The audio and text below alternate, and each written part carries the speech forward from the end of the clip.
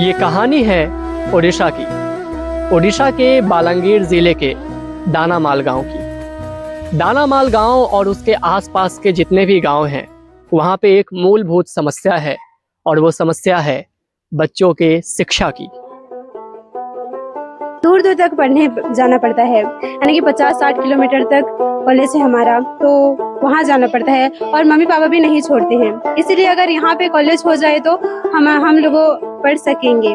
यहाँ के हर गांव में आज भी बच्चियों को बोला जाता है कि 10वीं तक पढ़ो, 12वीं तक पढ़ो, फिर शादी कर देंगे। आगे पढ़कर करना क्या है? आगे पढ़कर करना क्या है? ये एक बहुत बड़ा सवाल है और मुझे शायद हर पेरेंट्स से पूछना चाहिए कि बच्चियां अगर आगे पढ़ लेंगी तो वो क्या कर सकती हैं? क्या वो अपनी दुनिया नहीं बना सकती? क्या वो अपने सपनों के लिए नहीं जी सकती?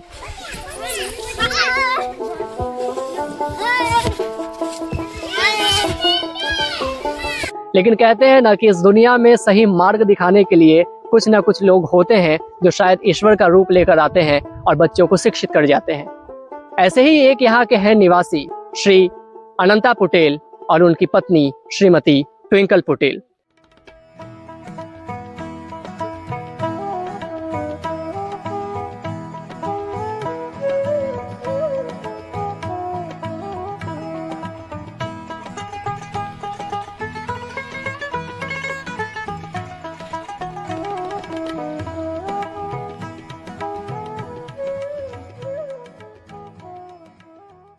मेरा नाम अनंत पटेल है और मैं पहले आईटी सेक्टर में था। एक्चुअली मैं लैंग्वेज स्पेशलिस्ट भी हूँ और आईटी प्रोफेशनल भी हूँ। 2015 में मैं नौकरी छोड़ के यहाँ पे आ गया था बच्चों के लिए काम करने के लिए, क्योंकि मैं चाहता था कि मैं चाहता हूँ अभी भी कि मैं जिस तरह से स्ट्रगल किया हुआ है, मैं चाहता हूँ कि कोई भी बच्चा मेरे जान पहचान में आए या मेरी सराउंडिंग्स में इतने सारे बच्चे हैं वो इस तरह की स्ट्रगल ना करे। मेरा नाम ट्विंकल है, मैं दिल्ली से हूँ और मेरे हस्बैंड अनंत उड़ीसा से हैं। हम लोग दिल्ली में मिले थे, तब से इन्होंने अपना विजन दिया कि ये सोशल वर्क में कुछ करना चाहते हैं और बचपन से मेरा भी वही इंटरेस्ट था, तो मैंने कहा ठीक है मिलके कुछ करेंगे। अभी लास्ट 2 ईयर से एक 11-12 कॉलेज किया है। मेरा नाम है मोनिका बारिक। मेरा नाम है टिकेवंती राणा और हमारा कॉलेज का नाम है गंधमार्दन हायर सेकेंडरी स्कूल और हमारे कॉलेज में सिर्फ 12th तक है, आगे का कॉलेज नहीं है यहाँ पे, तो हमें आगे पढ़ना है।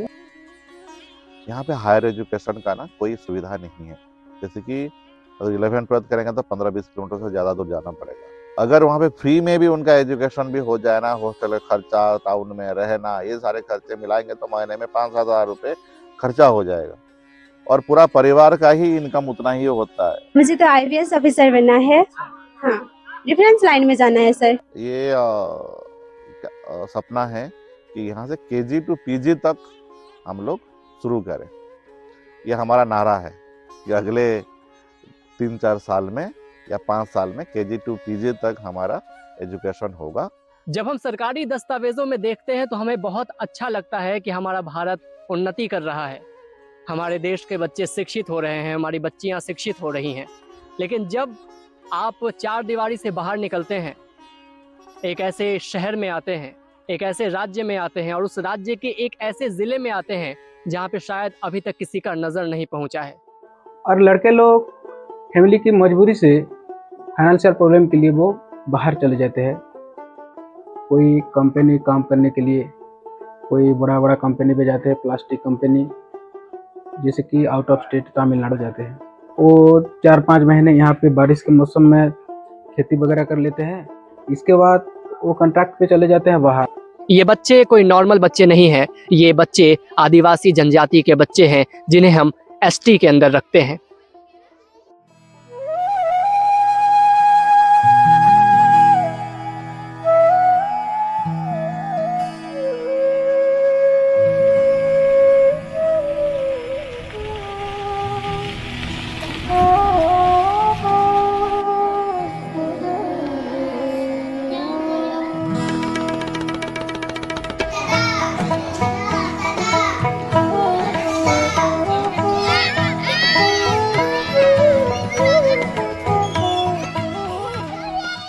क्या नाम है? कौन से क्लास में हो? 1। क्या क्या आता है? हमारे बच्चों में बौद्धिक क्षमता तो है, लेकिन उसको पनपने के लिए जो परिवेश चाहिए होता है, जिस तरह का मतलब एनवायरनमेंट चाहिए होता है, वो चीज़ उनको बचपन से नहीं मिला है, जिसके वजह से जब बच्चे 11th क्लास में आते हैं तब उनका लिखना पढ़ना ये सब कुछ करना बहुत ही कमज़ोर होते हैं इसमें। तो इस बारे में मैंने राजीव सर को बताया कि क्या क्या दिक्कतें आ रही है। तो राजीव सर जिसको हम राजीव ग्रोवर जी हैं जो दिल्ली में हैं, उन्होंने बताया कि एक्चुअली हमको एक प्राइमरी स्कूल करना चाहिए आदिवासी बच्चों के लिए। बचपन से अगर उनको हम सही तरह से अगर पढ़ाया जाए, सही परिवेश दिया जाए, तो बच्चों में धीरे धीरे वो क्षमता भी आ सकता है। मेरा नाम है ओहल्या माझी। मैं ये स्कूल में ये 1 मंथ हुआ है। ये बच्चे लोगों का ना संभालना भी बहुत मुश्किल है। ये बच्चे को ना, ये छोटे बच्चे हैं तो इसलिए इन लोगों मम्मी के जैसे केयर करना पड़ता है। नमस्कार, मैं हूं निकिता जैन। मैं यहां पे हायर सेकेंडरी स्कूल को 11th-12th के बच्चों को, लड़कियां और लड़कों को boxing, self defence, martial art सिखाने के लिए मुंबई से आई हूं।